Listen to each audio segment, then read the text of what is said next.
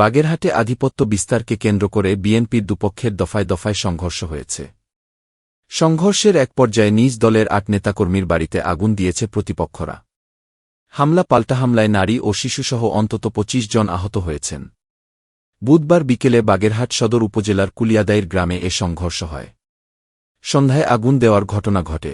যে সভাপতি সদস্য যে গঠন হচ্ছে, এই গঠনটা নিয়ে মূলত গ্যাঞ্জামটা সৃষ্টি হয়েছে।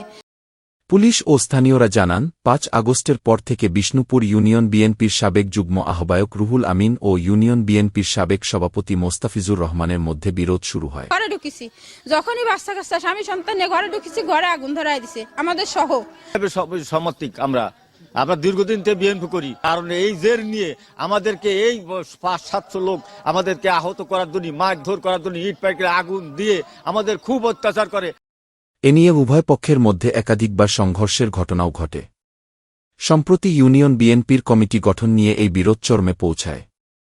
সবশেষ সোমবার রাতে উভয় পক্ষের মধ্যে মারধর ও মোটরসাইকেল ভাঙচুরের ঘটনা ঘটে।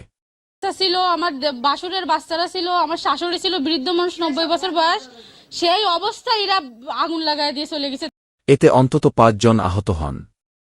ওই ঘটনার জেরে বুধবার বিকেলে উভয় পক্ষের কর্মীসমর্থকদের মধ্যে পাল্টাপাল্টি হামলার ঘটনা ঘটে।